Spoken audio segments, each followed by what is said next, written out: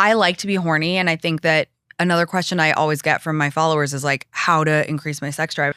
Like I tell the girls, the guy needs to be going down on you without you asking. Like the saying is, women marry men hoping that they'll change. Men marry women hoping that they won't. Do you guys think that's true? I disagree. Okay.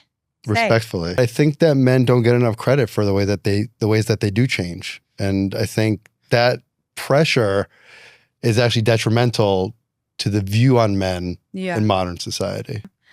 I mean, men change, but not in the pivotal way. And to your point, think about how many guys are in relationships where they're unhappy, but they don't talk to anybody about it. Right. Yeah. I mean, there are so many double standards. One of them that I want to talk about, because I feel like we're going to have different opinions on it, is playing the game.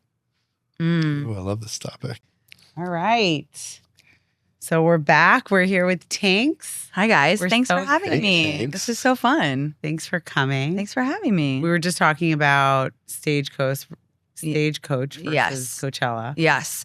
I'm jealous you saw Lady Gaga at Coachella. So fun. I have been to Coachella 10 times, which Oh, wow. some may be embarrassed by. I wear it as a badge of honor. And I've done all the ways to do it. Like the first time I went, I was in college, GA, didn't know what the hell I was doing.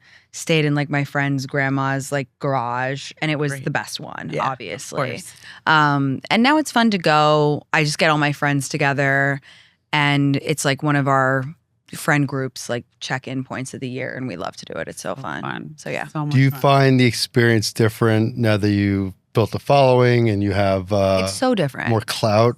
It's definitely one of the best weekends to be an influencer because there's all like I've never felt so cool in my life. I'm like getting my friends into parties and you know, you get all that cool stuff. But so it's a good weekend to be an influencer. But yeah, it's different. But it's also like, you know, the more access you have, you sometimes the bar for fun gets higher, which is wrong. And I really try to like check myself, and I'm always like the most fun is always with the friends. It's when you're chilling with your friends. But you can see how you can easily get like caught up in the, well, I need to be at this party and I need to be extra artist band for this and this and that. And it's like the most important thing is that you're with a good crew who's all on the same page. Very your vibe. Yeah. Be and here I'm now. always like, come on, let's get to the net, you know? No, but it's I'm both. I have both. But yeah, like the most important thing for me is like all my friends are together and we're having a good time because we're all busy. We all live in different places, so it's nice to get together. But yeah, sometimes I'm like, no, I need a plus 17 for nylon or whatever. And they're like, well, you're a diva, like stop. Right. But okay. Okay.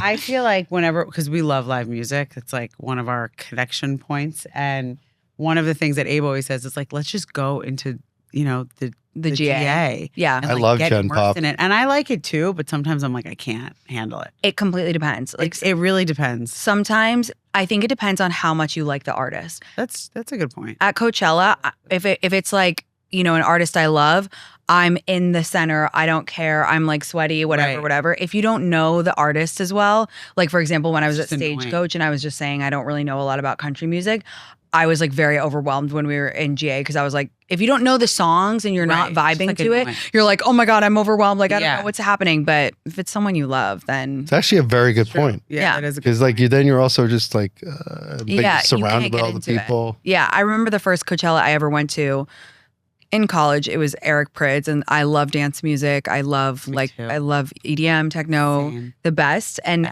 I was like GA, like I remember I was so unprepared. I wore flip-flops, which if you've been to Coachella or a music festival, you know that you walk 20,000 steps. So it was crazy. And I was like so unprepared, like just the worst outfit, whatever. But it was the best hour of my life, like so much fun with my best friend from college. And you don't care because you're in the music, as so corny as it is, but you guys are music people too. So you get it. If you love it, nothing matters. It really doesn't. I think that's why GA is so great too, especially with an artist you love, because you're just lost. Totally. And then it's about just the full energy that you're surrounded with instead of like being seen, other people looking at you, judging you. Oh, the outfit. I mean, I don't care about my outfit. It also depends on the fan base of the artist. Completely. Because I've been with you with some of the, Abe is more jam bandy. Cool. And some of those fans are like, when we were at, what was that, Camp Bisco?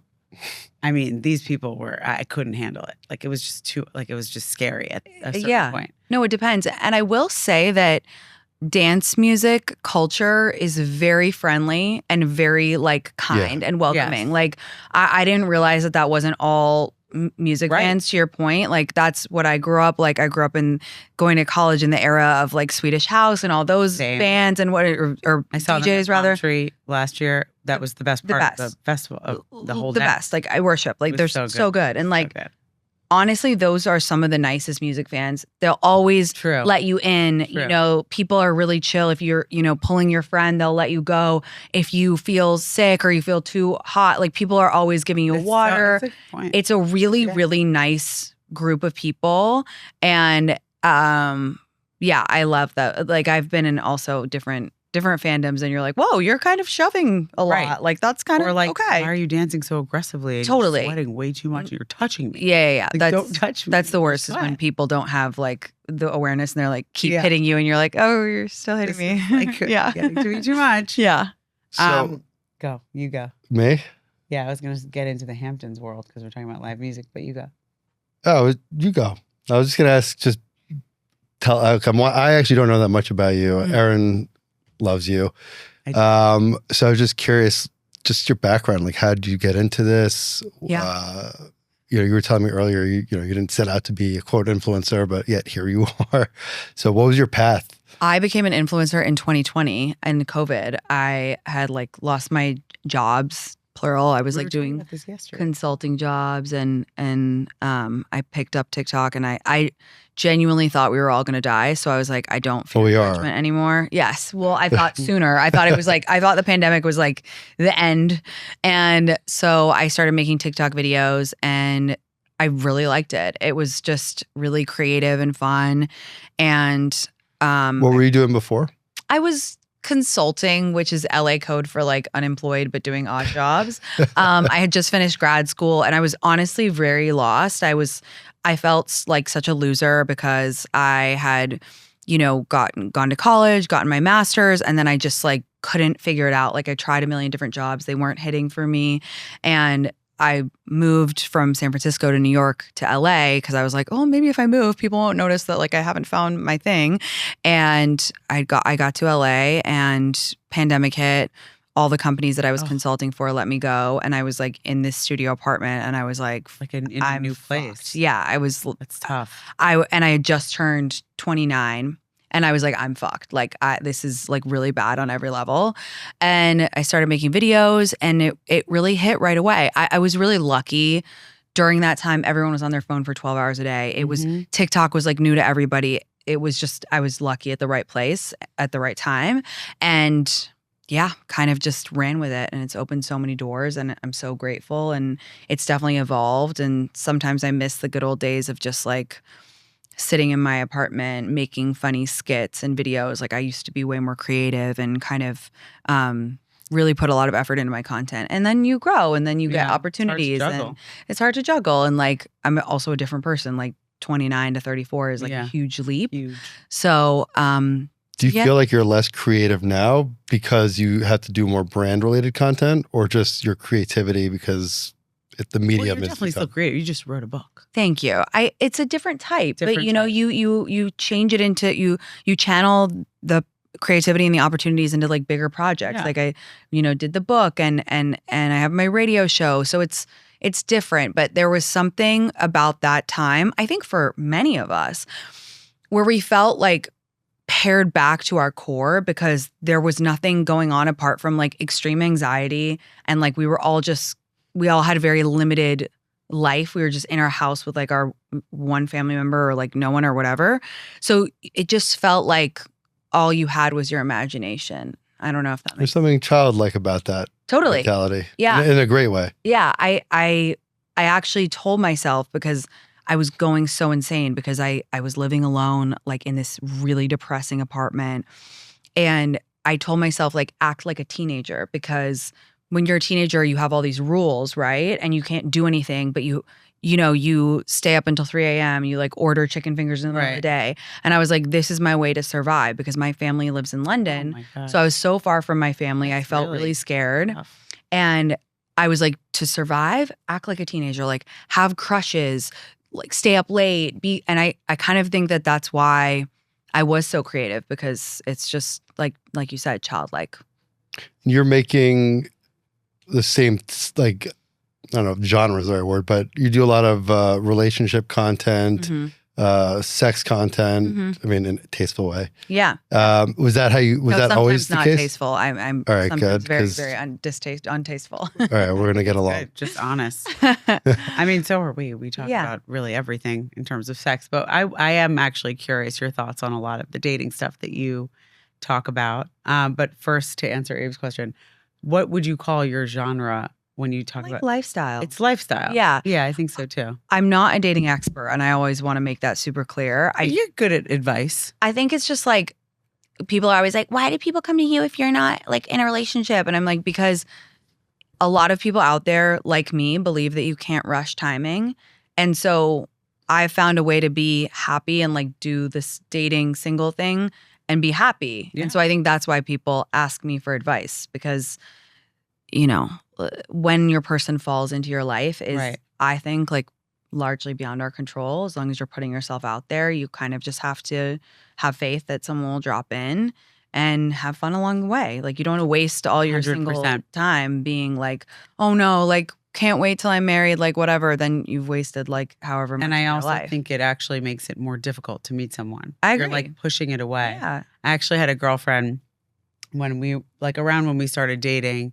Before that, though, that would call me all the time, my friend from college, and just keep telling me, it's so hard, it's so hard, it's so hard. I remember snapping. We were so young. We were like 23 and saying, stop saying it's hard. Yeah. Like, it's not, who's to say it's hard? Like, let's just see how it goes. Let's just let it, we're so young. Let's just go have fun.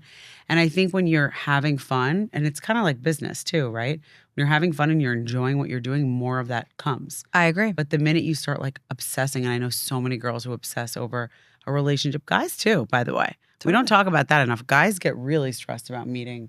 Like, I mean, is that not talked about? I feel like that's commonly known. Yeah, but it's these always days. about the female looking for a guy. I think it's more that there are biological so many amazing girls. Like, I think there's so many pretty girls. So it's not that guys don't freak out over it, but I think it's like when they're ready, when their light goes on, there's like a million pretty girls, and there just isn't like a million hot guys. I don't know why that is. I don't know why that is what either. Goes on with I would actually disagree with you.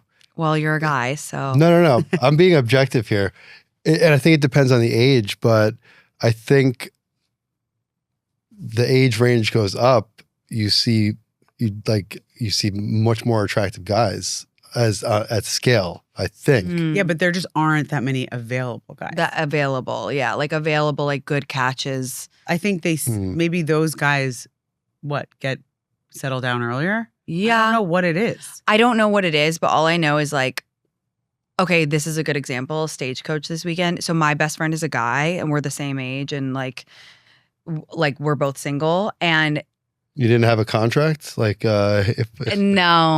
I love him as my best friend, and like, but it's really interesting to go through life, and we work together too. We DJ together, so I'm around him all the time, and like, he's very honest. Like, he'll always say, yeah, like there's no hot guys here, and 9 times out of 10, whenever we go to a party or whatever, he'll be like, yeah, like I have to admit, there's a lot of beautiful girls here, but like no hot guys. And like, I agree. All Stagecoach, there was stunning girls as far as the eye can see. And he was like joking around. He was like, I don't think this is your weekend. And I was like, I don't think it's my weekend either. I think it's bizarre. It's a really bizarre thing. It really is. It's a weird phenomenon. When I go out, there just aren't that many attractive men.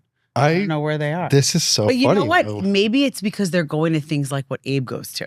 What is he Which is a different thing. He goes to like Brooklyn Mirage, and he's at a rave. Yeah. Or he's at a fish show, which I don't know if you're going to see that many hot guys at fish shows. Yeah. But there probably are some. Yeah. Or Dead and Co. Like, for sure. Maybe they're just at different. They're at different events. Yeah. No, it could be. Yeah. Right. I think that's probably see hot guys when you're out at those things. Sometimes. But yeah, that's a decent point. I guess also if you're going to a lot of these events that are kind of influencer heavy, then that's more. Yeah, then that makes sense. Like I they're going to represent it. I'm in that world on the legal side, and the vast majority of them are female. For sure, for sure. That are contracted to go to these events and do appearances. Just But I'd love to do a Go study. to like a law expo and find all That's- the cuties. That's where we got. Sounds really fun. Yeah.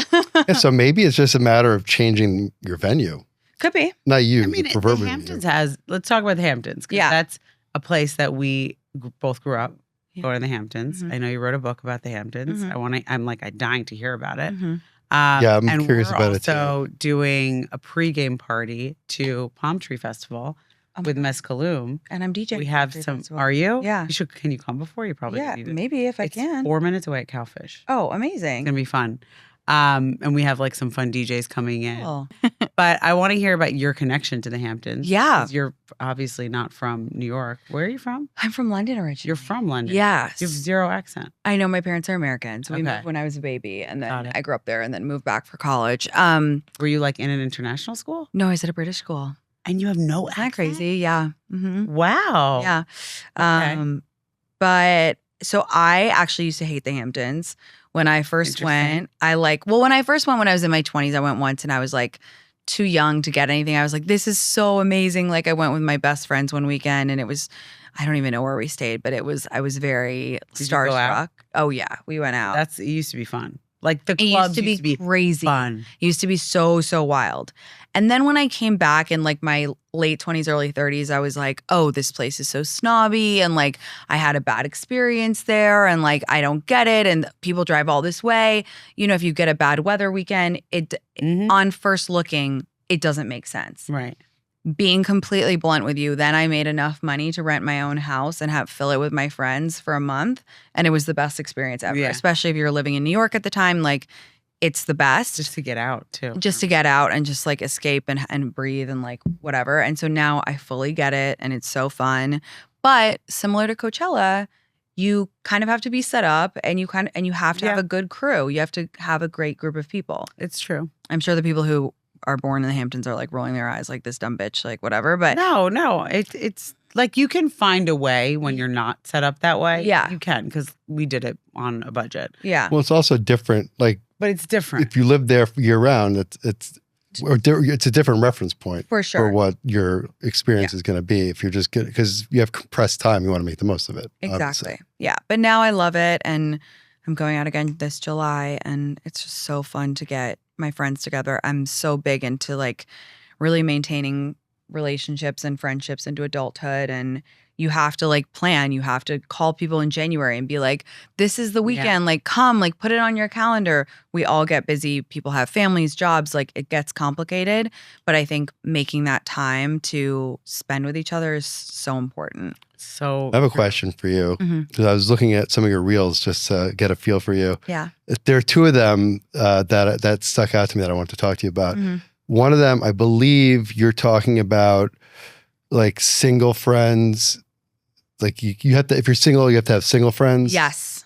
I totally believe that. Like if you're the last one in your group to get married, you are going to feel like the odd man out if you don't have some single friends, and you have to get at least some casual single friends. A lot of girls call my show and they're like, I feel like the odd man out. I feel depressed. I feel, it's always like a table for 7 or like whatever. I'm on these couples trips, and couples are great to be friends with, but if you don't have a girlfriend to go out with on a Friday night and just like even I bitch like about friends. exactly like bitch about the apps and like go to a bar or whatever, you will feel like a little othered. Yeah. And it can intensify the feelings of pressure that a lot of women have. So I think that's really important. But one thing I will say is like people always think, oh, I should ask couples to set me up. I think it's actually great to ask couples to set you up with their other single friends, because setups are hard. Like a good setup is genuinely so freaking hard.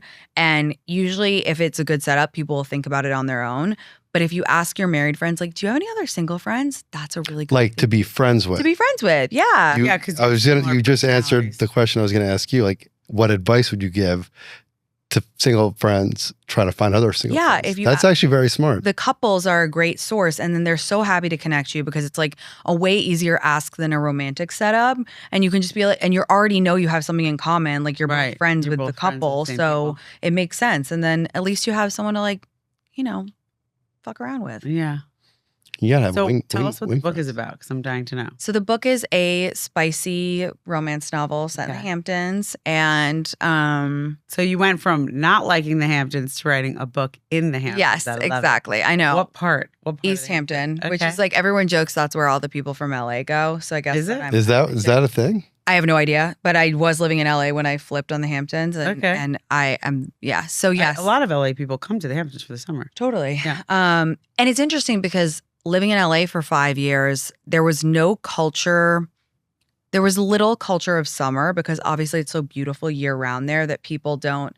There's no differentiation. It's like, oh, it's like 70 and sunny every day, so it doesn't matter.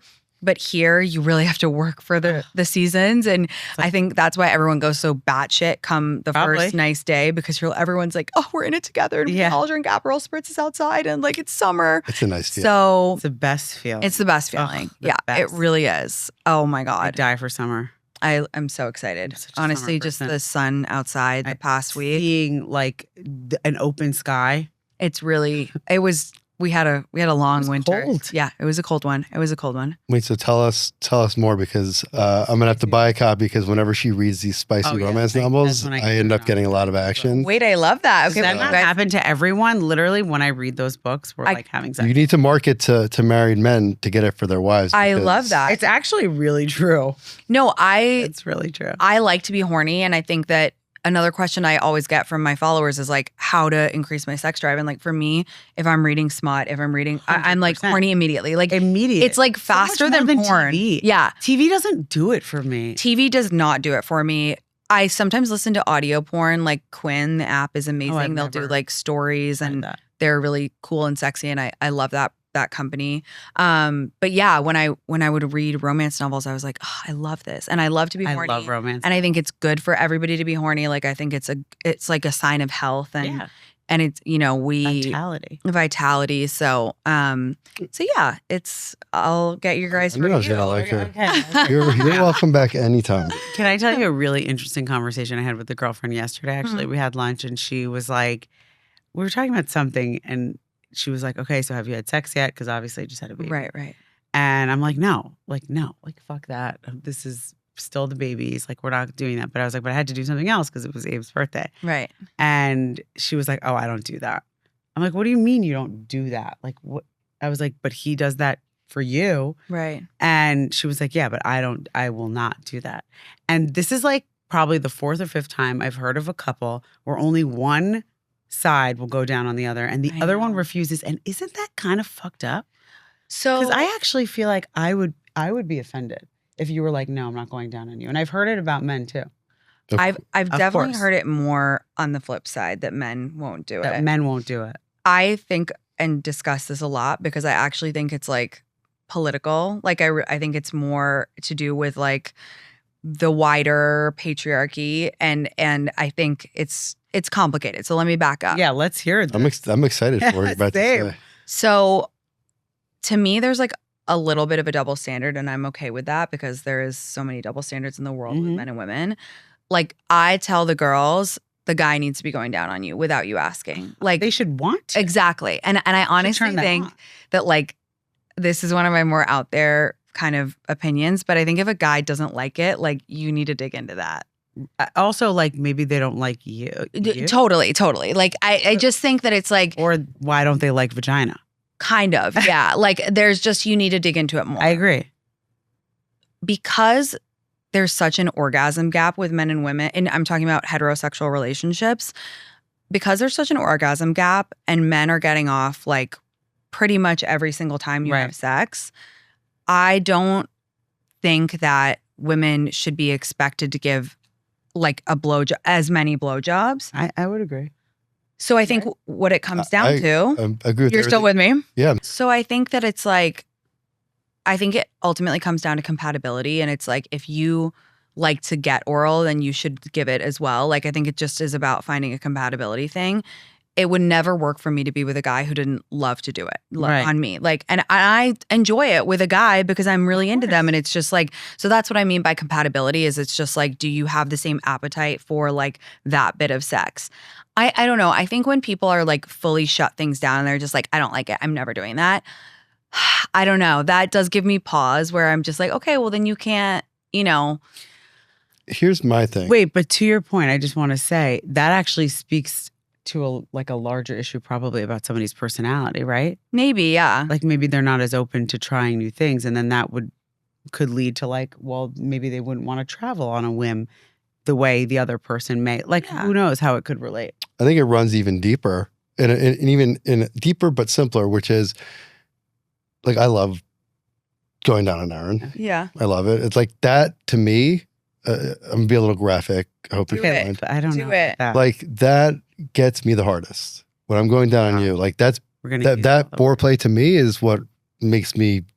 Yeah, and I think that's good. And I think, she's your wife. Like that's a good thing. Like yeah, it's totally a good thing. Like when girls call my show and they're like, "Oh, I've been dating a guy for 6 months and he hasn't gone down on me. I don't know how to ask." I'm like, why do you have to ask? Like this is like that 6 months and he hasn't done it. Like that's batshit. Yeah, it is. It is. Like that's crazy. He should want to. Exactly. That's what I think runs deeper. Where it's I think it's more symbolic of not wanting to give the other person pleasure and not being a giver in that sense, not deriving pleasure from the act of giving pleasure. I agree. And that happens to be the medium. And I'm in both genders, but I do agree men are more at fault than women. But also it speaks, and now I'm going to get like weird into like a whole spiritual part, but I don't know if you ever knew anything about Kabbalah or ever looked into Kabbalah, but it's a very Kabbalist thing where they say women are the vessel or the receiver rather, and men are givers. Like that's just how a heterosexual relationship should be in accordance to Kabbalah. So if men are givers and women are the vessel to receive, then that would make sense in a sexual way as well. Yeah. Yeah. You know? Yeah. The clee. Right. The clitoris. Okay. Come on, that was a really good pun. No. I think it can be like several reasons. Like I think it can be the guy is selfish and just isn't. Yeah. There's a lot of young men out there who are just truly don't care about getting the girl off, which is a problem. I think it can be that they're not that into you, and so therefore they're putting in minimal effort. I think, there's a small percentage of guys who can just not like it, but I don't think that if you're a heterosexual male, like it doesn't make sense to me that you would be like, "Ooh, I'm grossed out by it." Like, I don't know. And I do think for that small percent of guys who say they don't like it, like, well, then there's some internalized misogyny, or there's some like misogyny there where it's like you don't like it enough to like give this woman pleasure, but you like it enough to like fuck her, like that. Like let's unpack that. Right. So that's why I say it's political, because I think it's a very common topic on my show, and I'm really vocal about it because I do think like all the girls should be getting eaten out, getting taken care of. Yeah. There's a crazy stat that's like the first time that a heterosexual couple has sex, it's like 97% of time the male orgasms and like 6% of time that like for the first one. The delta is insane. Well, I could see that for the first one. For the first one, yeah. But I think that's indicative of like the orgasm gap, and it all relates back to like your power in the world. Like, there's a thing that's like everything is about sex apart from sex, which is about power, whatever. But yeah, so if you're not, I think everybody should be comfortable with their partner in terms of what they're giving and receiving. And if you're not, you should be comfortable enough to have a conversation with them about it. Yeah. And again, like a lot of young people aren't. I think for me also, for my show, a lot of like college kids-ish age listen. And what's worrisome to me is that a lot of the time a guy will just like expect a blowjob like it's nothing. Oh, yeah. And I think what bothers me is the fact that for young people, a girl giving a guy a blowjob is like the first thing you do, but it's not. So true. I actually never think about it's not reciprocated. It's not like, oh, like we went down on each other. Right. It's always the girl gives the guy a blowjob, and then usually they have sex, and then usually if they're still dating in 6 months, maybe he'll go down on her. Right. That's what bothers me, I think. It bothers me too. Yeah. Totally. I should have started with that. That's a good that's great for this. Because it brings me back to college days, and it's so true. It's like, well, did you give him a blowjob? Like that's the conversation. It's just expected. The answer was no, right? I never gave blowjobs before you, babe. I'm all for blowjobs, but like when you want to, 100%. Well, I like unless it's their birthday. It's hard. Yes, birthday. But you also made sure that it was reciprocated. That's to your true. credit. That's true. But I also feel like it's hard for me to imagine because I'm such a person that's like, no, fuck you. Like, I don't owe you anything. Yeah. But I think that with women, the other part of this, the other side of the coin, and I know a lot of girls like this, they get uncomfortable by the idea of having someone go down on them. And I think that 9 times out of 10, that is internalized misogyny and shame about your body parts. Probably. Like when girls are like, I don't like it, and I'm like, do you I hear actually that all the time? Or did like a nasty guy in college say like your vagina looked weird and now you have 100%. That's a good call. Did you grow up in a household that maybe wasn't sex positive, or did you see something online that made you feel shame about pleasure or your body? So yes, are there some people out there who simply don't, or some women out there who simply don't like receiving oral sex? I'm sure there's a small percentage. My opinion is 9 times out of 10, it's internalized shame. Yeah. Here's a question.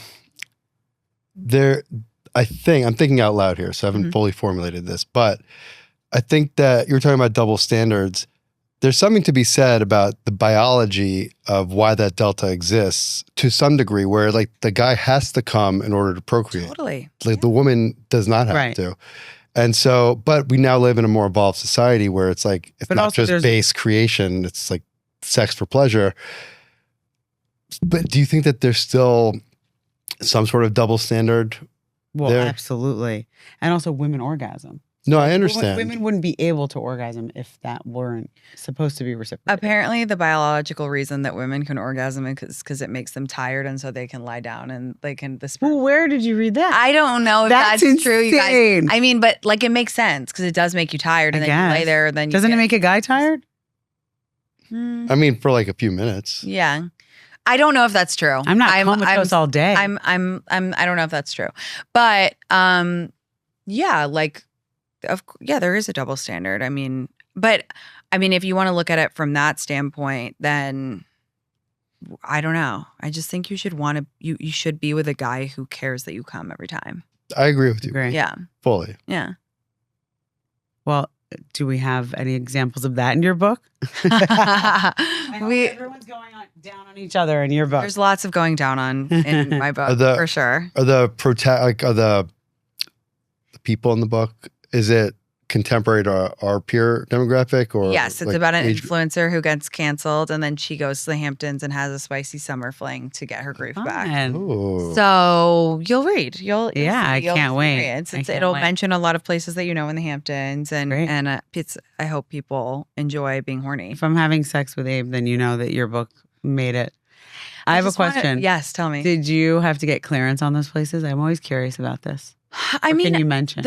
I think the legal team went over it with a fine tooth comb. I hope I'm not just sued. curious. But it was like I'm fairly sure it's protected under fair use. It? Yeah, I think because it's all positive. I wasn't like, I hate this restaurant. Right. It's all like they were drinking rosé at the lovely place or whatever. So I'm sure they won't mind. But I always get nervous about that. I'm like, am I allowed to say this or whatever? But that's what lawyers are for. Right. That's what Abe's for. Yeah, exactly. What made you even want to write? It's a fiction book, obviously. Yeah. Or maybe quasi-fiction, I don't know. But did you always see yourself as an author? I felt like I wanted to do something really creative, and I had really been reading a lot of romance novels and loving it, and I wanted to put my own spin on it. I was inspired by some of the questions that my followers had asked me, and it kind of sparked a few ideas. So I just wanted to try something that was like not like about me, because when you're an influencer, everything is like your opinion, you're this, you're that. And I wanted to do something that was like made up. So fun. Yeah. So fun. Are you the voice in the audio version? No, I was for my first book because it was nonfiction, but I felt like if I was reading like his big cock, like it would take people out of the moment. You know what I mean? Like I want people to be horny. Like I want people to listen to it and like want to go fuck their partner. Right. So I was like, I'm gonna leave it to an actor and just like that. Just so that because I have a podcast, I feel like they're gonna associate it with like my everyday yapping, and it's like it's for sex. That's reasonable. Yeah. All right, there's another reel that I was watching, and I love the controversy. It seems like you like to say controversial opinions, which sometimes. I very in like that sense. Got to get the views up, you know. but I love because it does spark conversation, and I love nothing more than debating the conversation. So it was about I'm probably paraphrasing, but that women evolve, but men don't, or they're not, yeah. don't change. The saying is, women marry men hoping that they'll change. Men marry women hoping that they won't. Do you guys think that's true? I disagree. Okay. Respectfully. Yeah, no, tell me. But I wanted to unpack it with you because I thought it was a really interesting thought. I think that it's different. Like men, I don't disagree with the premise that women evolve. I think that's true. I think, of course. But I actually think men, and this is another double standard, but men evolve in much different ways that may not be kind of emotionally visible. Right. That women show. But I think that men don't get enough credit for the ways that they do change. And I think that pressure is actually detrimental to the view on men in modern society. Yeah. Yeah. I think, look, I think men are capable of change. I just think as a generalization, women have so many like eras and they always are kind of like evolving. I don't know if it's our ability to bear children. I don't know if it's like our connection to the cosmos or the moons or something. Like, I don't know, but I just feel like women really evolve. And also women really like take on feedback, sometimes too much. Like women are like, oh, like I need to do this better and I'm changing this and I'm hearing this and I'm evolving and I'm growing and I'm growing. Of course, there's some people who just like refuse to change in men and women, but more open to change. Yeah. I think women are just more, this is kind of silly, but the example I've always used when discussing this kind of idea is like when you look on Housewives, and I watch all the franchises from day one, the women have these like crazy arcs where they change and they're like, they go through all this shit. And a lot of the house husbands on Housewives, like they're kind of just the same dude. Like they're kind of the same. Again, this is a generalization, but and I'm not, it's not like I won't die on this hill, but I just think women evolve a lot more over the course of a lifetime. And by the way, let me put it this way. I actually like that men in a lot of ways like are more like who they are from the start. They're more who they are. Like their character is kind of their character. Yeah. And I think I'm more meant it like, I mean, I actually get what she's saying, because think about your personality. Like you really are the same, like your core sense of self is the same. And even the way that you behave in situations. Like I've calmed down a lot.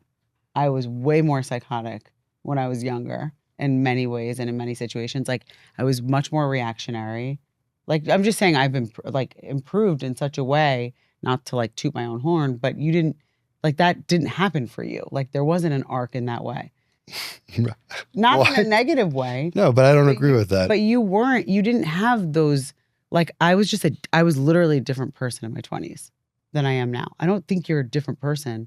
And I'm thinking about my brothers too. I have 3 brothers. Yeah. Like they're not different people now that they're in, like some are entering their 30s now.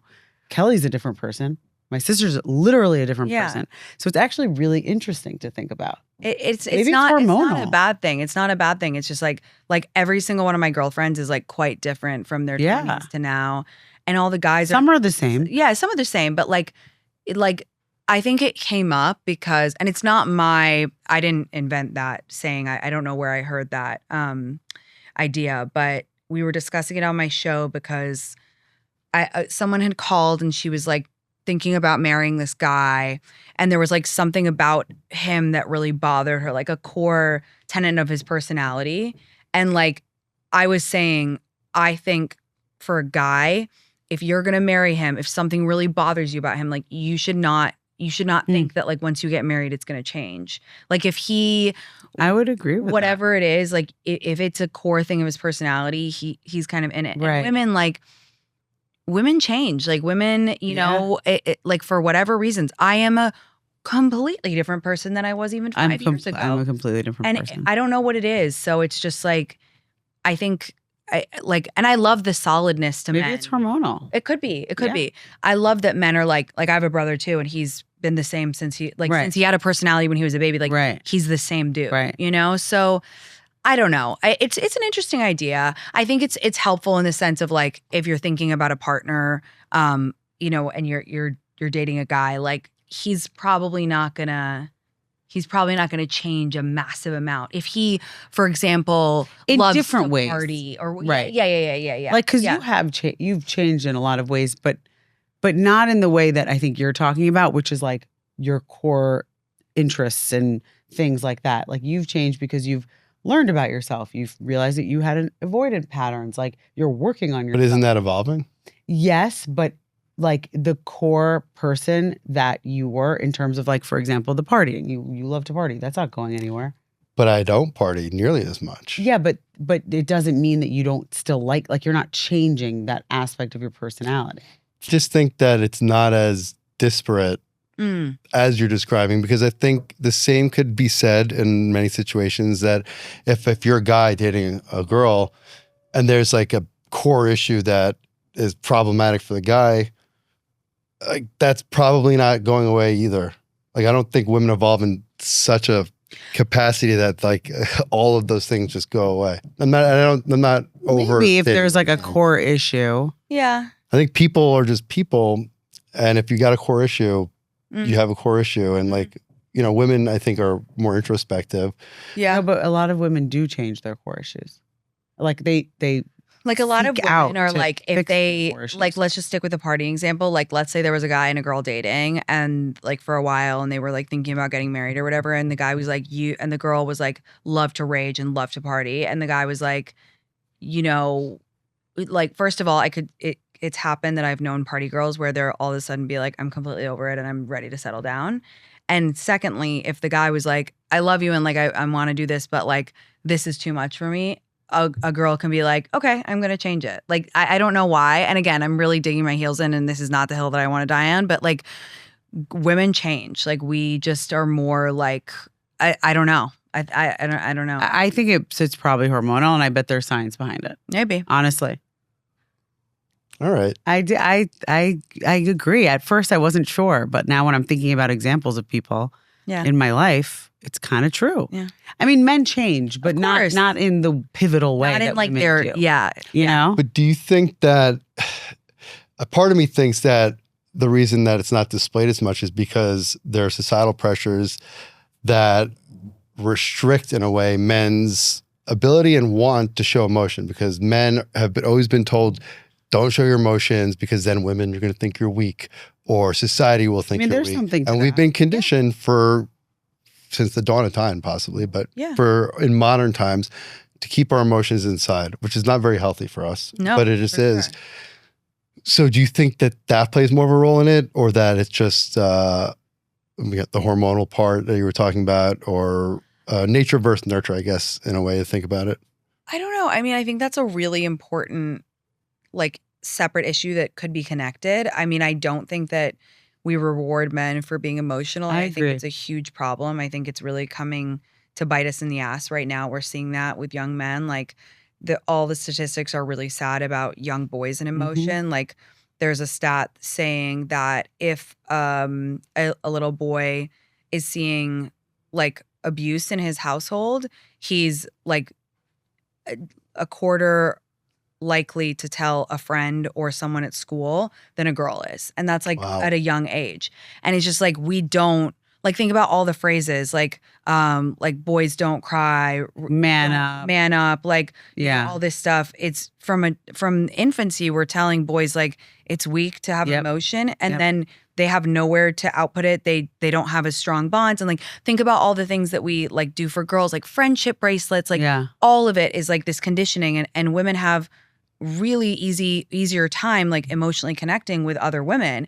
And as a result, we have this generation of men or multiple generations who think it's like, not good to cry, or think it's not, good to tell their friend if something is going on. And I think that's personally a disaster. Like, I do too. I think that we have to, in that sense, raise little boys and girls the same, that it's like a superpower to be vulnerable, and that you should tell your friends. And like, it's not, it's not like lame if you have a best friend as a guy. Like little boys, they should say, this is my best friend. Think about it. We don't foster that as much as we do for little girls. And as a result, I think I think that men have suffered emotionally. And to your point, think about how many guys are in relationships where they're unhappy, but they don't talk to anybody about it. Right. Girls, most women would talk about it 100%. eventually, even if obviously some people will keep it to themselves if it's like a marriage and it's breaking up or whatever it is, but still. No, you reach out to your girlfriends. Yeah, and it's just understood. It's just, it's like, and I know how much I rely on my girlfriends for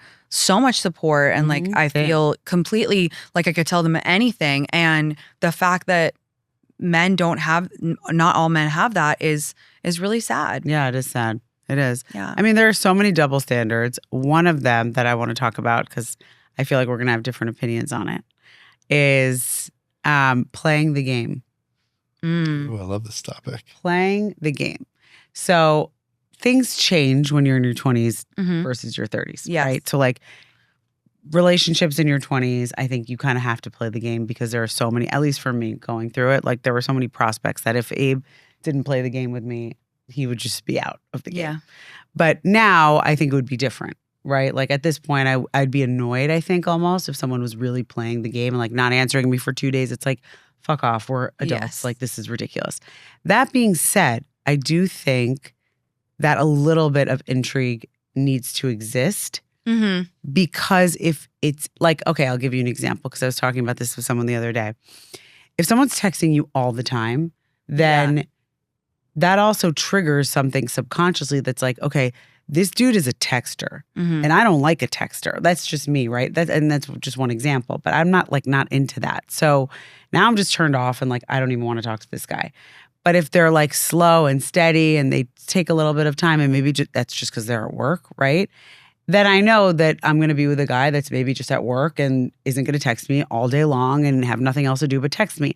So there's more to the game than just the game. Totally. Do you know what I'm saying? It's complicated now with all the texting and it is complicated. It's like, it's like, what does it signify? Is it just that they're busy or whatever? You're setting the bar. I'm with you. I think like, I don't think like on purpose game playing is good at all. I think like that's kind of lame. But I think a little bit of like maybe a little. Yeah. I mean, think about your book, right? I don't know. I haven't read it, but if the guy's just like, I don't know. I mean, you're smiling because there's stuff in the book I'm sure that that I might be referencing here. But if they're just like constantly, I mean, there's something hot about that too, in a way. We're all like, we all have like a human reaction to it. We all want what we can't have. That's right. Human nature. It's true. So it's like if someone's not texting you back, you're like, at least at first, you're like, wait, I'm intrigued. Right. If it's like a chronic pattern and it doesn't, here's what I'll say. Then there's something just wrong. Then there's something wrong. They don't like you, fine. Right. But if there's like a little intrigue, that's fun and sexy. And like, I think there's a difference between like the tease and like the edge versus like full on game playing, like, oh, I'm going to ghost them for 2 days. Right. And I'm going to it's just them, weird. Whatever. But yeah, we love a little like intrigue. That's like it's part of, it's part of like the sexual, sort of interest, I think. Yeah.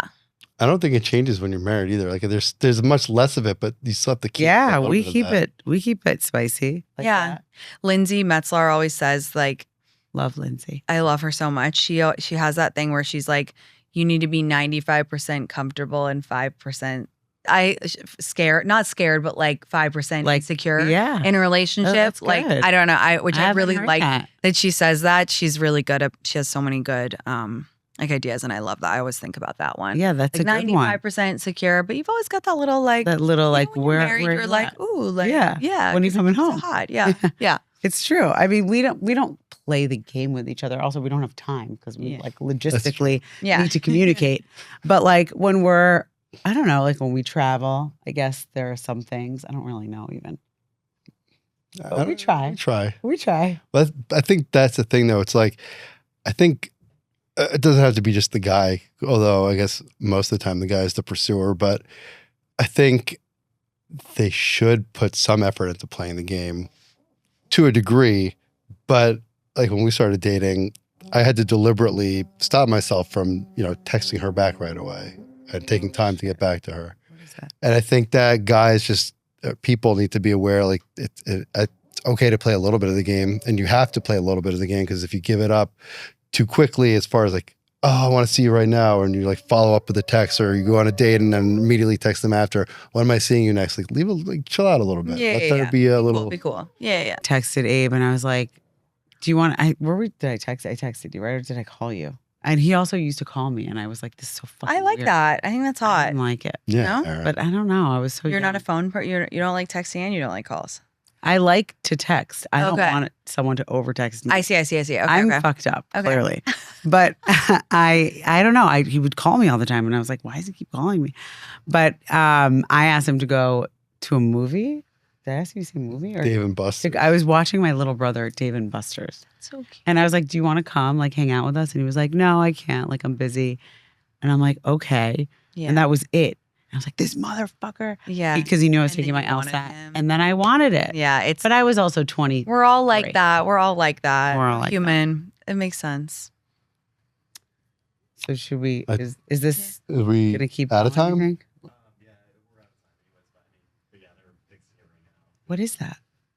In the building? I know. New York.